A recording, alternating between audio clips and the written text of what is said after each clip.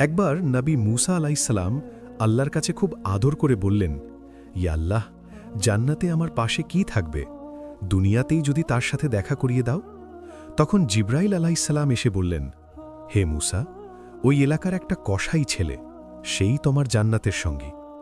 মুসা আলাইসাল্লাম তো অবাক, নিজের মতো একজন নবীর সাথে একটা সাধারণ কসাই। মনে মনে ভাবলেন, কি এমন কাজ করে ছেলেটা যে এত বড় মর্যাদা পেল? তাই তিনি সোজা সেই দোকানে চলে গেলেন। দেখলেন এক যুবক গোস্ত কাটছে, বেচছে, সব সাধারণ কাজ। কোনো নামাজের জায়নামাজ পাতা নেই, তসবিহ ঘোরানো নেই, কিছুই চোখে পড়ল না। সন্ধ্যা হলে ছেলেটা গোশতের থলে নিয়ে বাড়ির দিকে রওনা দিল। মুসা আলাইসাল্লাম চুপি চুপি তার পিছনে পিছনে গেলেন, গিয়ে বললেন, আমি তোমার মেহমান হতে চাই আজ রাতে।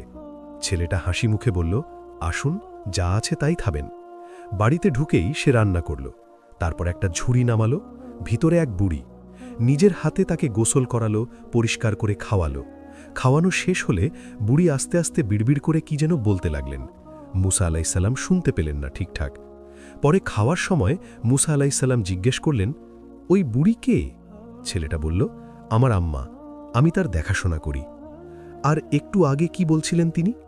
ছেলেটা লাজুক হাসি দিয়ে বলল, যখনই আমি তার খিদমত করি তিনি দোয়া করেন, আল্লাহ তোকে মাফ করুক আর জান্নাতে মুসা নবীর পাশে জায়গা দিক। মুসা আলাইসাল্লাম আর থাকতে পারল না, চোখে পানি এসে গেল।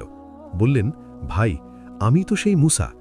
আল্লাহ তোমার আম্মার দোয়া কবুল করে নিয়েছেন, জান্নাতে আমার পাশেই তোমার জায়গা। আর এই মর্যাদা শুধু তোমার আম্মার খিদমতের কারণে। ভাই বোনেরা, এই গল্পটা শুনে কেমন লাগছে? একটা ছেলের সাধারণ খিদমত, আম্মার একটা দোয়া, আর সেটাই নবীর সঙ্গী বানিয়ে দিল। কোরআনে আল্লাহ বলেছেন, তোমার রব নির্ধারণ করে দিয়েছেন যে তাকে ছাড়া আর কারো ইবাদত করবে না, আর বাবা মায়ের সাথে সদ্ব্যবহার করবে। যদি তাদের কেউ বা দুজনেই তোমার কাছে বুড়ো হয়ে যায়, তাহলে উফ পর্যন্ত বলবে না, তাদের সাথে খুব নরম করে কথা বলো। সূরা বনী ইসরাইল 23 নম্বর আয়াত।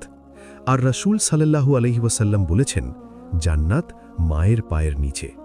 আচ্ছা, আজ রাতে বাড়ি ফিরে আম্মাকে একটু জড়িয়ে ধরবে, তার হাতে চুমু খাবে, বলবে, আম্মু, তোমার জন্য যা করি সব তোমার দোয়ার জন্য। আল্লাহ আমাদের সবাইকে মা বাবার খিদমতের তৌফিক দিক। আমিন।